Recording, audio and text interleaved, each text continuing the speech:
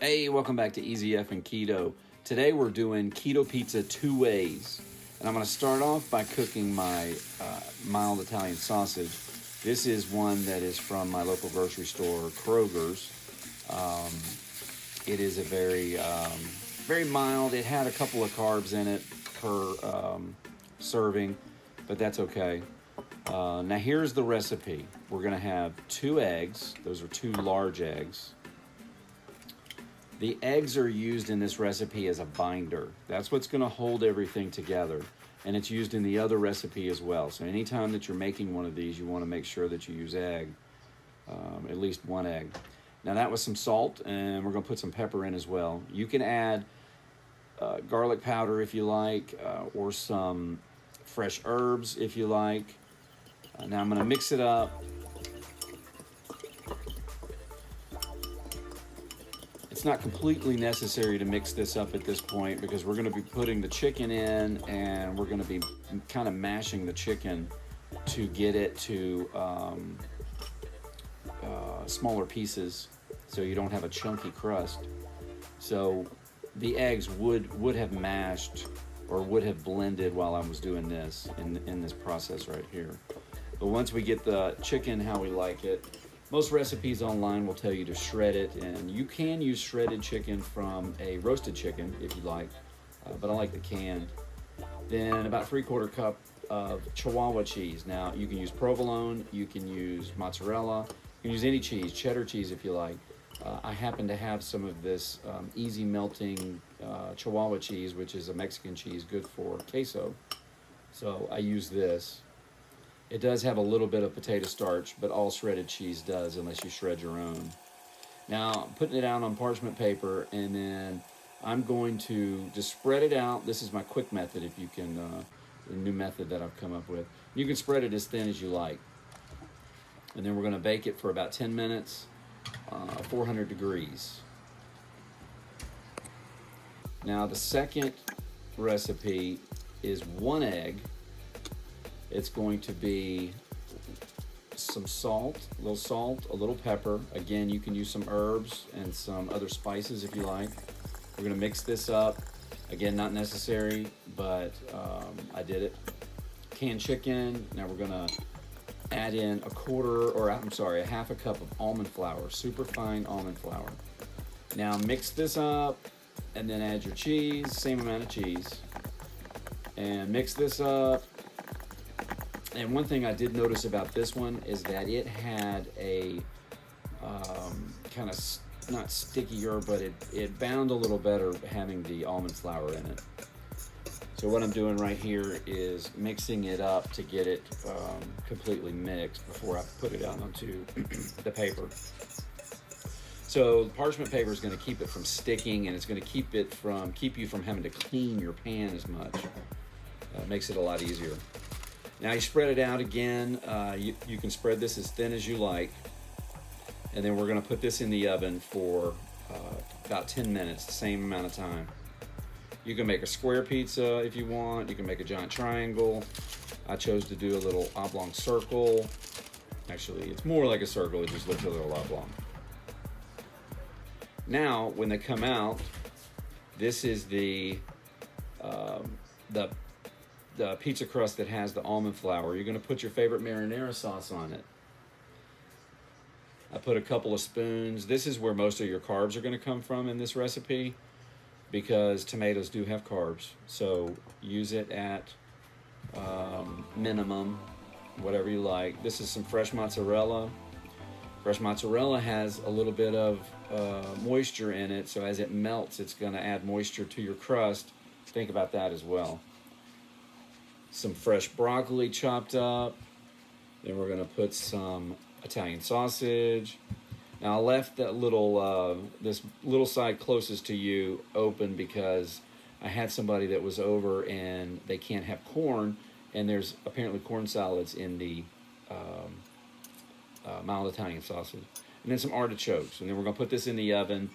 400 degrees is what I did it on, and it took about 12 minutes. Now this is the first crust. So this is the one with no almond flour, mostly egg. It kind of looks like a frittata. Again, spread your pizza sauce like you would, and then we're going to use the Chihuahua cheese on top. That's my super slow-mo. And then we're going to put the same toppings on this one as well. Now, I'm going to interject here and just say that I probably should have cooked this at 500 degrees because they both took a little longer. But at 500 degrees, I think it would have gotten a little crispier. It would have cooked out some of the moisture that I found in the from the fresh mozzarella, and it would have been a little nicer, closer to a pizza crust. But that's okay. It was still really good. Now we'll put this in the oven. After I'm just really anal about my sausages, I guess. I didn't realize I was. So this will go into the oven, 400 degrees, about 12 minutes, and then bam, they come out. They've already been cut before I realized I didn't take a little video of it, so I'm faking it right here. Now it's time to eat. The one that is a little more egg-like a try, but I mean, it holds together.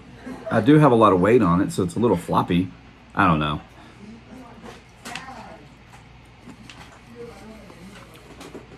All right.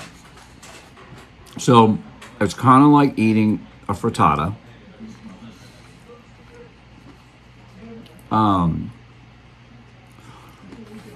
It did get a little crispy on the bottom. I probably could have let it go at 500 degrees and instead of cooking it at 400 degrees. So the original temperature was 400 degrees to bake the crust. And then what I did was put toppings and cheese, put it back in at 400 degrees. Probably should have done it at 500 degrees just to get the crust a little crispier, but it's really good. It holds together. It does what you need it to do.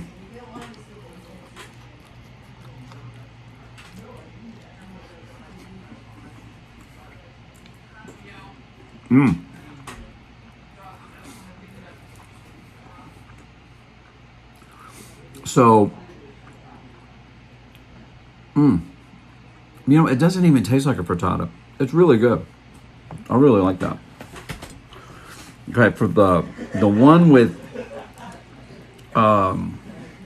almond flour, again, it's a little heavy, and I probably should have done it at 500 degrees. So the bottom of the crust is a little soft now. It's got moisture in it. This is the one with fresh mozzarella as well. So the fresh mozzarella has a lot of moisture, but again,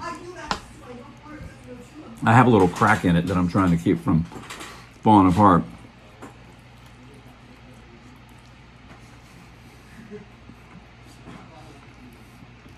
Super tasty.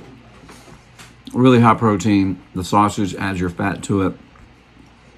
And then the combination of the mild Italian sausage with the artichokes and the broccoli and the fresh mozzarella. Very good. So enjoy your pizza day. Enjoy it.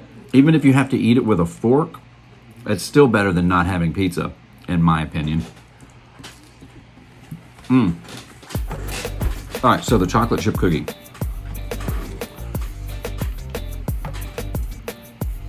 Now, this is less chip and more chopped, I guess is the best way to put it. So I'm gonna cut it. It's really soft.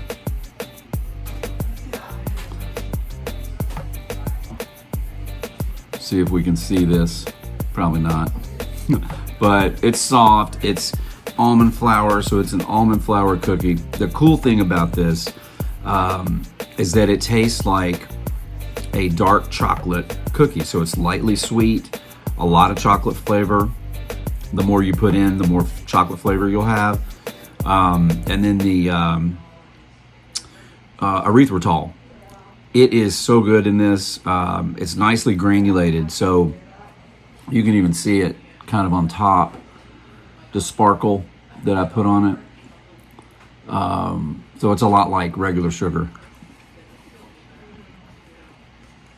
Again, very soft, but if you need something sweet, this serves the purpose.